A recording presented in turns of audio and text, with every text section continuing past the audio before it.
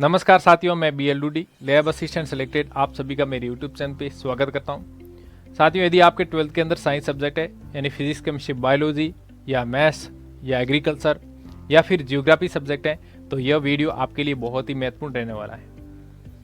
राजस्थान कर्मचारी चयन बोर्ड के द्वारा आयोजित करवाई जाने वाली लैब असिस्टेंट भर्ती से संबंधित आपके जो भी डाउट हैं वो इस वीडियो में क्लियर करने वाले हैं। मैं माध्यमिक शिक्षा विभाग में लैब असिस्टेंट पद पर कार्यरत हूँ, तो जो भी लैब असिस्टेंट भर्ती से संबंधित डाउट हैं वो सारे डाउट सटीक जानकारी के साथ में क्लियर करने वाला हूं, तो वीडियो को अंत तक जरूर देखें। सबसे पहला डाउट, नोटिफिकेशन कब आएगा?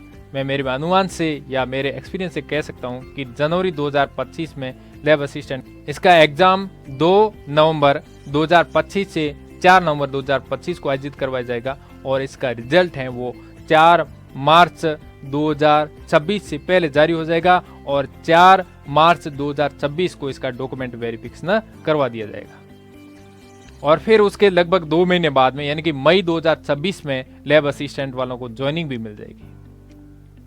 अब बात करें सिलेबस की, सिलेबस 2022 वाला सेम रहने वाला है, तो आप लैब असिस्टेंट 2022 वाला सिलेबस ही पढ़े। उसके अंदर भी डाउट है कि जीके ओल्ड पढ़े या नया पढ़े। राजस्थान जीके आप ओल्ड पढ़ो। न्यू जीके की अभी तक कोई ऑथेंटिक बुक या गाइड अवेलेबल नहीं है, इसलिए आप उसको कोर्ट में चैलेंज नहीं कर सकते हो, इसलिए ओल्ड जीके पढ़ो। वर्तमान में जो भी भर्ती हो रही है यानी कि परीक्षाएं हो रही है उसमें ओल्ड जीके ही पूछा जा रहा है, लेकिन नए जीके को आप करंट अफेयर के अकॉर्डिंग पढ़े। बात करते हैं करंट अफेयर की, तो साइंस लैब असिस्टेंट में करंट अफेयर सब्जेक्ट है यानी कि करंट अफेयर पढ़ना है और करंट अफेयर 2024 वाला और 2025 वाला है पढ़ना है, लेकिन ज्योग्राफी लैब असिस्टेंट में करंट अफेयर शामिल नहीं है। करंट अफेयर की पीडीएफ है वो मैं मेरे टेलीग्राम पे डालूंगा और टेलीग्राम का लिंक डिस्क्रिप्शन में पड़ा है, वहां से आप पीडीएफ प्रिंट भी कर सकते हैं, तो आज ही टेलीग्राम ज्वाइन करें। अब बात करते हैं एज से संबंधित। जिस भी विद्यार्थी की एज 1 जनवरी 2026 तक 18 वर्ष हो रही है वो लैब असिस्टेंट का एग्जाम दे सकता है, यानी कि जिसकी डेट ऑफ बर्थ 2007 है वो एग्जाम दे सकता है, लेकिन जिसकी डेट ऑफ बर्थ 2008 है वो एग्जाम नहीं दे सकता है। क्या लैब असिस्टेंट में सीईटी शामिल है? बिल्कुल नहीं है। लैब असिस्टेंट में कंप्यूटर कोर्स भी शामिल नहीं है, सीईटी भी शामिल नहीं है, सिर्फ और सिर्फ 12th बेस्ड वैकेंसी है। यदि आपके 12th के अंदर ज्योग्राफी सब्जेक्ट है तो आप एग्जाम दे सकते हैं। ग्रेजुएशन में आपके कुछ भी हो न हो कोई फर्क नहीं पड़ेगा।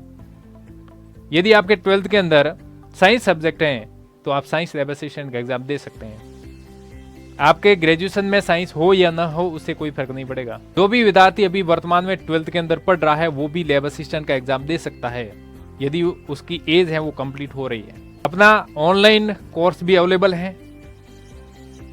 सर्वोदय कैरियर इंस्टीट्यूट पर अभी लैब असिस्टेंट ऑनलाइन कोर्स में ऑफर भी चल रहा है जो आप ज्वाइन कर सकते हैं, जिसमें आपको क्लास के वीडियो, नोट्स की पीडीएफ, चैप्टर वाइज आपको टेस्ट और फिर एग्जाम होगा उससे पहले एक शेड्यूल बना के टेस्ट सीरीज जो लाइव चलाएंगे वो भी आपको इसमें मिलने वाली है। कोर्स के अंदर अलग से भी टेस्ट सीरीज इसमें आपको अवेलेबल हो जाएगी। साइंस लैब असिस्टेंट वालों के लिए मैं पिछले 2 साल से बुक तैयार कर रहा हूं जो अभी तैयार होने ही वाली है, साइंस लैब असिस्टेंट की थ्योरी की और एमसीक्यू प्रैक्टिस की। जैसे ही बुक आएगी मैं आपको बता दूंगा और इस वीडियो के डिस्क्रिप्शन में एक गूगल फॉर्म लिंक दे दूंगा, वहां से आप अपना बायोडाटा फीड कर देना, तो जैसे ही बुक लॉन्च होगी आपको इन्फॉर्मेशन दे देंगे। हम बुक हैं वो आपके घर तक भेजने का प्रयास रखेंगे। अब बात करते हैं टोटल पोस्ट की, तो लैब असिस्टेंट में लगभग 1000 प्लस पोस्ट आने की पूरी संभावना है, जिसमें एजुकेशन डिपार्टमेंट यानी स्कूल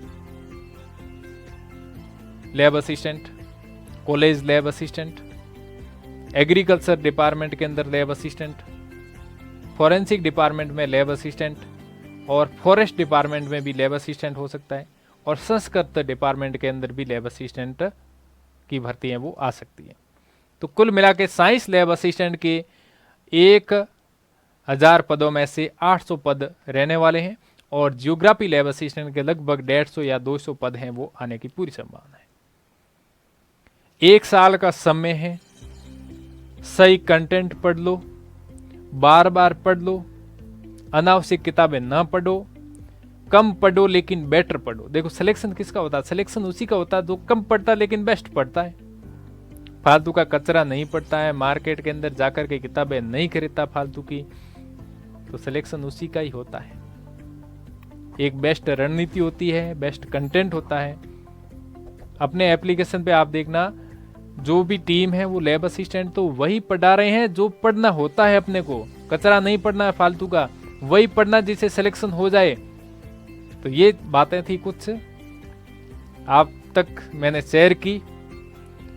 तो आप तैयारी के लिए अपना जुनून जज्बे को जिंदा रखो, पॉजिटिव माइंड से अच्छी तरीके से स्टडी करो, कम से कम लोगों की सुनो, नेगेटिव एनर्जी से दूर रहो और पॉजिटिव एनर्जी के साथ में, एक जुनून के साथ में, एक जोश के साथ में, एक नई ऊर्जा के साथ में इस दीपावली के महापर्व से अपनी लैब असिस्टेंट की तैयारी को एक नई ऊर्जा, नया जोश, नया अंदाज और एक नया अध्याय लिखने का प्रयास करो। तभी जाकर के आप सफल हो पाएंगे। लेकिन एक बात याद रखना, कम पढ़ो, बेटर पढ़ो, पॉजिटिव एनर्जी के साथ पढ़ो, नेगेटिव ऊर्जा से दूर रहो, नेगेटिव लोगों से दूर रहो। यही मेरा आपसे आग्रह है इस दीपावली के पर्व पर। थैंक यू, धन्यवाद। मिलते हैं अगले वीडियो में। और कोई भी डाउट है तो आप मेरे को व्हाट्सअप करो, कॉल करो या वीडियो के कमेंट बॉक्स में कमेंट करो। धन्यवाद। जय हिंद, वंदे मातरम।